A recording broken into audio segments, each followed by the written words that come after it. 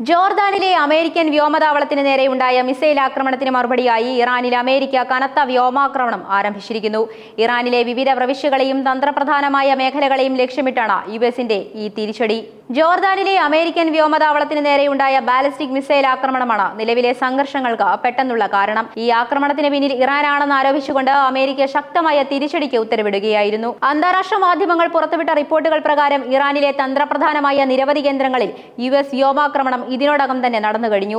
Jordan ആക്രമണത്തിന് പിന്നാലെ American president Donald Trump വളരെ കർശനമായ മുന്നറിയിപ്പുമായി രംഗത്തുമെത്തിയിരുന്നു. ഇറാൻ കനത്ത പ്രഹരം ഏറ്റുവാങ്ങേണ്ടി വരുമെന്നായിരുന്നു ട്രംപിന്റെ പരസ്യമായ ഭീഷണി.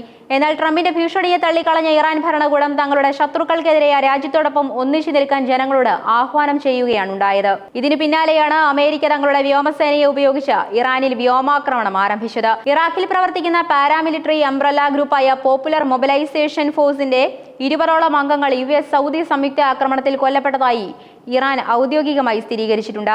കൂടാതെ 32ഓളം പേർക്ക് ഈ ആക്രമണങ്ങളിൽ പരിക്കേറ്റിട്ടുമുണ്ട്. ഇറാന്റെ ആണവ നിലയം സ്ഥിതി ചെയ്യുന്ന തന്ത്രപ്രധാനമായ ബുഷ്ഹർ പ്രവിശ്യയിലും യുഎസ് ആക്രമണം നടന്നിട്ടുണ്ട് എന്നത് സ്ഥിതിഗതികളുടെ ഗൗരവം വർദ്ധിപ്പിക്കുന്നു.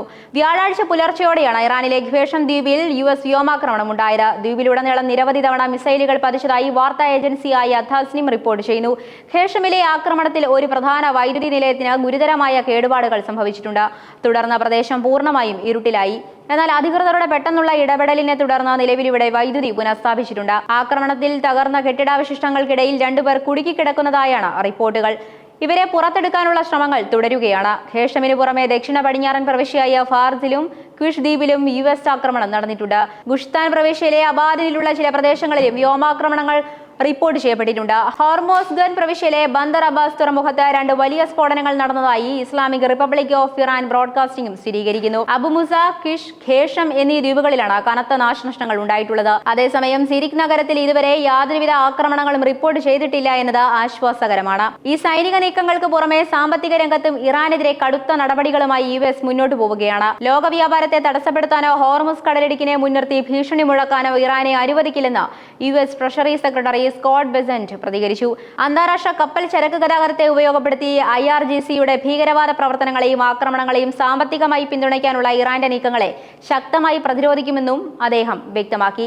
ഇതിന്റെ ഭാഗമായി ഹോർമുസ് കടലിടുക്കിലൂടെ കടന്നുപോകുന്ന വാണിജ്യ കപ്പലുകൾക്ക് നിർബന്ധിത സമുദ്ര ഇൻഷുറൻസുകൾ ഈടാക്കിയിരുന്നതും IRGCയെ പിന്തുണയ്ക്കുന്നതുമായ 2 പ്രധാന കമ്പനികൾക്കെതിരെ യുഎസ് ട്രഷറി വകുപ്പ് പുതിയ ഉപരോധങ്ങൾ ഏർപ്പെടുത്തിയിട്ടുമുണ്ട്. മിഡിൽ ഈസ്റ്റിലെ സാമ്പത്തിക സുസ്ഥിരത തകർക്കാനുള്ള ഏത് നീക്കത്തെയും ചെറുക്കുമെന്നാണ് അമേരിക്കയുടെ നിലപാട്. ഇറാനും അമേരിക്കയും തമ്മിലുള്ള ഈ നേരിട്ടുള്ള ഏറ്റുമുട്ടൽ ലോകരാഷ്ട്രങ്ങളെ ആശങ്കയിലാഴ്ത്തിയിരിക്കുകയാണ്.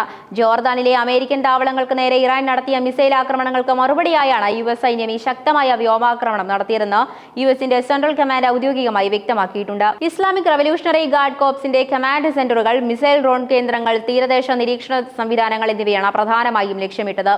കടലിടുക്കിലൂടെയുള്ള കപ്പൽ നീക്കങ്ങൾ നിയന്ത്രിക്കുവാനും സുരക്ഷാ ഫീസ് ഈടാക്കാനുമുള്ള ഇറാന്റെ നീക്കങ്ങളെ അമേരിക്കയും സഖ്യരാജ്യങ്ങളും ശക്തമായി എതിർക്കുന്നുമുണ്ട്. അമേരിക്കയുടെ പിന്തുണയോടെ ഈ പാതയിലൂടെ സഞ്ചരിക്കാൻ ശ്രമിച്ച എണ്ണക്കപ്പലുകൾക്ക് നേരെ ഭീഷണി ഉണ്ടാവുകയും കപ്പലുകളിൽ ഒന്നിൽ തീപിടുത്തമുണ്ടായതിനെ തുടർന്ന് അവ തിരികെ പോകേണ്ടി വരികയും ചെയ്തിട്ടുണ്ട്. ഖേഷം, കിഷ് ദ്വീപുകൾക്ക് പുറമെ ഇറാനിലെ പിരാൻഷൻ അതിർത്തി മേഖലകളിലും അഹ്വാസ് നഗരത്തിലും യുഎസ് സഖ്യസേനയുടെ ആക്രമണങ്ങൾ ഉണ്ടായതായും ഇതിനെ തുടർന്ന് ചിലയിടങ്ങളിൽ വൈദ്യുതി വിതരണം തടസ്സപ്പെട്ടതായും പ്രാദേശിക മാധ്യമങ്ങൾ റിപ്പോർട്ട് ചെയ്യുന്നുണ്ട്. ആഗോള വിപണിയിൽ എണ്ണവില കുത്തനെ ഉയരാൻ ഈ സാഹചര്യം കാരണമായേക്കാമെന്ന മുന്നറിയിപ്പാണ് സാമ്പത്തിക വിദഗ്ധർ നൽകുന്നത്. മിഡിൽ ഈസ്റ്റിലെ സമാധാനം പൂർണ്ണമായും തകർന്നിരിക്കുന്ന ഈ സാഹചര്യത്തിൽ അന്താരാഷ്ട്ര സംഘടനകൾ ഇരു രാജ്യങ്ങളോടും സംയമനം പാലിക്കാൻ ആവശ്യപ്പെടുന്നുണ്ട്. മിഡിൽ ഈസ്റ്റിലെ ഈ സംഘർഷം വീണ്ടും സർവനാശത്തിലേക്ക് നയിച്ചേക്കാമെന്നും ഇത് കൂടുതൽ രാജ്യങ്ങളിലേക്ക് വ്യാപിക്കാൻ സാധ്യതയുണ്ടെന്നും UN secretary general Antonio Guterres ഉൾപ്പെടെയുള്ളവർ ആശങ്ക രേഖപ്പെടുത്തിയിട്ടുണ്ട്.